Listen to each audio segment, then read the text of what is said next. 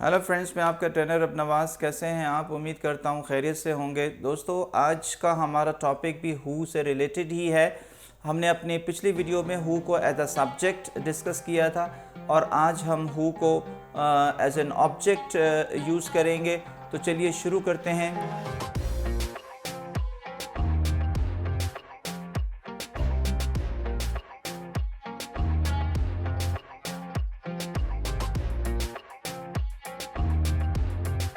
दोस्तों, हु के बारे में हमने अपनी पिछली वीडियो में डिस्कस किया था कि हु को हम एज अ सब्जेक्ट जब ले रहे होते हैं तो हु सब्जेक्ट की जगह पर इस्तेमाल करते हैं और इसके माना हो जाते हैं कौन।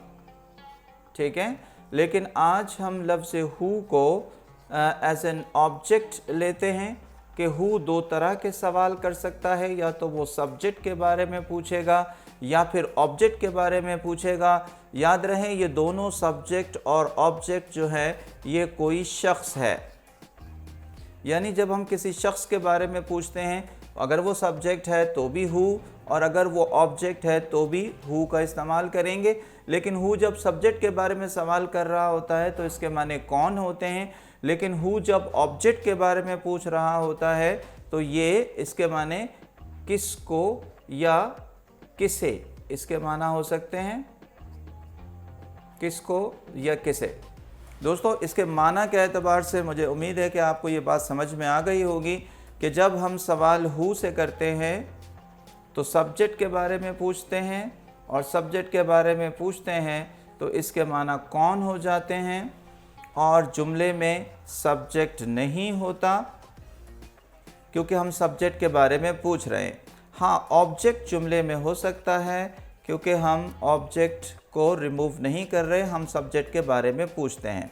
लेकिन अगर आप हु से सवाल कर रहे हों, ऑब्जेक्ट के बारे में पूछ रहे हों, याद रहे कि ऑब्जेक्ट कोई शख्स हो सकता है, तो हु के माना हो सकते हैं किसको या किसे, और जुमले में ऑब्जेक्ट कोई शख्स नहीं होना चाहिए और जुमले में सब्जेक्ट होगा, क्योंकि सब्जेक्ट के बग़ैर आप इस जुमले को नहीं बना सकते। इन बातों को दोस्तों जहन में रखिएगा।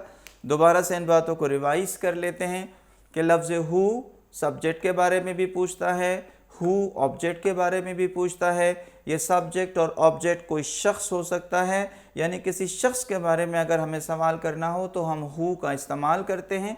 लेकिन हु अगर तो सब्जेक्ट के बारे में पूछेगा तो इसके माना कौन होते हैं, और हु अगर ऑब्जेक्ट के बारे में पूछेगा तो इसके माना किसको या किसे हो जाएंगे। इसको मज़ीद मैंने डिटेल में समझाने की कोशिश की है कि हु जब सब्जेक्ट के बारे में पूछेगा तो इसके माने कौन होंगे, जुमले में सब्जेक्ट नहीं होगा, जुमले में ऑब्जेक्ट मौजूद होगा।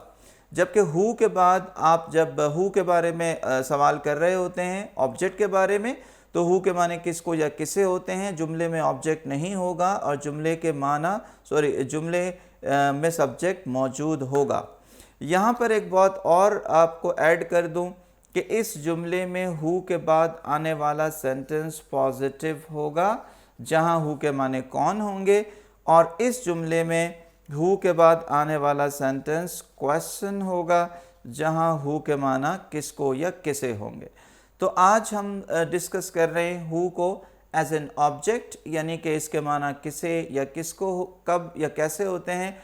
तो चलिए इस बात को डिस्कस करते हैं कुछ सेंटेंसेस की मदद से और समझते हैं कि हु के माना कब, किसको या किसे होते हैं। सेंटेंस है, I teach English to my brother। दोस्तों, I teach English to my brother, इस सेंटेंस पे गौर करें। इसमें एक सब्जेक्ट है जो कि आई है, और यकीनन आई कोई शख्स है, और इस जुमले का जो ऑब्जेक्ट है वो माई ब्रदर है, और माई ब्रदर जो ऑब्जेक्ट है वो भी एक शख्स है।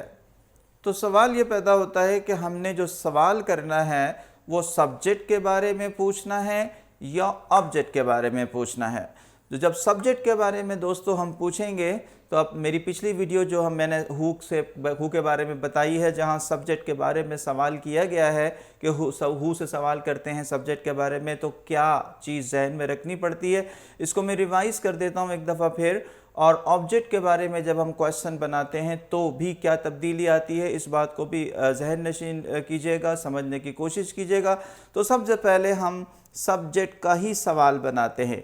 याद रहे कि जब हम सब्जेक्ट के बारे में सवाल बनाएंगे तो फिर सब्जेक्ट की जगह पर हु को रखेंगे और बाकी सेंटेंस को आपने वैसे ही रहने देना है, सिवाय उन चेंजेस के जो ग्रामर की हम चेंज करेंगे। जैसे कि हु के बाद हमने टीच को टीचेस में कन्वर्ट किया क्योंकि हु सिंगुलर सब्जेक्ट है। Who teaches English to my brother. Who teaches English to my brother. दोस्तों गौर करें इस सेंटेंस में कि जहां हमने सब्जेक्ट के बारे में सवाल किया हु, और इस जुमले में माई ब्रदर जो ऑब्जेक्ट है वो मौजूद है, और इस जुमले के माना होंगे कौन मेरे भाई को पढ़ाता है। कौन मेरे भाई को पढ़ाता है, क्योंकि सब्जेक्ट के बारे में सवाल किया, यकीनन हु के माना कौन है यहाँ पर। अब हम जो सेंटेंस बनाने जा रहे हैं वो होगा ऑब्जेक्ट से मुतल्लिक, कि अगर तो हमने ऑब्जेक्ट के बारे में सवाल करना हो और सवाल हमें हु से करना हो तो फिर हमने किन चीज़ों को जहन में रखना है।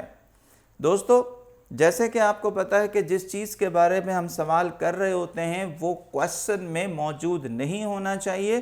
तो माई ब्रदर के बारे में, जो कि जुमले का ऑब्जेक्ट है, उसके बारे में हम सवाल करने जा रहे हैं तो माई ऑब्जेक्ट जुमले में नहीं होगा। ये नंबर 1 आपको जहन में रखना है। नंबर 2 आपने ये जहन में रखना है कि जो सेंटेंस आपको दिया गया है I teach English to my brother, इसमें जुमले में सब्जेक्ट मौजूद होगा और आपने सेंटेंस को क्वेश्चन बनाना है।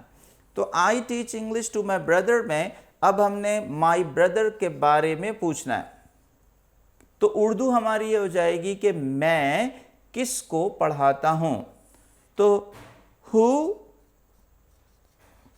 Do I teach English. Who do I teach English, मैं किसको इंग्लिश पढ़ाता हूं। दोस्तों गौर करें, हु के बाद आने वाला सेंटेंस क्वेश्चन है। डू आई टीच इस जुमले में ऑब्जेक्ट नहीं है, माई ब्रदर हमने हटा दिया, और हु के बाद हमने हु को जुमले के शुरू में रखा और इसके बाद आने वाला सेंटेंस क्वेश्चन है।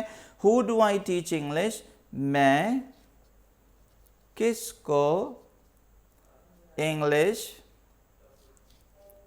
पढ़ाता हूँ। मैं किसको इंग्लिश पढ़ाता हूँ। Who do I teach English. दोस्तों उम्मीद है कि आपको ये बात समझ में आ गई होगी। सेंटेंस पे दोबारा गौर करते हैं। I teach English to my brother एक सेंटेंस है और इसके हमने 2 तरह के सवाल बनाने हैं। दोनों ही सवाल हु से बनेंगे। पहली मर्तबा हमने सब्जेक्ट के बारे में पूछना है और नेक्स्ट टाइम हमने ऑब्जेक्ट के बारे में पूछना है। तो जब सब्जेक्ट के बारे में हम पूछेंगे तो जुमले में सब्जेक्ट नहीं होगा, बाकी सेंटेंस आपका एज इट इज़ पॉजिटिव हो जाएगा, सिवाय हमने वर्ब क्योंकि हु को सिंगुलर कंसीडर कर रहे हैं तो टीच को टीचेस करना पड़ेगा। Who teaches English to my brother, इस जुमले में सब्जेक्ट के बारे में पूछा तो सब्जेक्ट जुमले में नहीं है, ऑब्जेक्ट के बारे में नहीं पूछा तो ऑब्जेक्ट जुमले में मौजूद है, और हु के माने हो गए कौन। लेकिन जैसे ही हमने ऑब्जेक्ट के बारे में सवाल करना है, I teach English to my brother में अब हमने माई ब्रदर के बारे में जब सवाल करेंगे तो जुमले को क्वेश्चन बनाना पड़ेगा। जुमले में ऑब्जेक्ट नहीं होगा, हु के माना किसको या किसे हो जाएंगे। हु के बाद question, who do I teach English, मैं किसको इंग्लिश पढ़ाता हूँ। दोस्तों उम्मीद है कि आपको ये दोनों बातें समझ में आ गई होंगी कि हु के माना कौन कब होते हैं और हु के माना किसे या किसको कब होते हैं। हु के बाद अगर पॉजिटिव सेंटेंस आ जाए, सब्जेक्ट के बारे में पूछा जाए तो हु के माने कौन, और हु के बाद अगर क्वेश्चन आ जाए और हु के बाद तो और बाकी सेंटेंस को अगर हमने क्वेश्चन बनाना हो, क्योंकि बनाना ही पड़ेगा, तो फिर हु के माने किसे या किसको हो जाते हैं। दोस्तों उम्मीद है कि आपको हु के ये दोनों डिफरेंसेस समझ में आ गए होंगे, और अगर आपको मेरी वीडियो पसंद आई तो इसे लाइक और शेयर ज़रूर कीजिएगा। अपना बहुत ख्याल रखिएगा और ज़रूर इसको सब्सक्राइब करें चैनल को, अगर आप इंग्लिश से रिलेटेड मज़ीद इंफॉर्मेटिव वीडियोज़ देखना चाहते हैं। अपना बहुत ख्याल रखिएगा। अल्लाह निगहबान।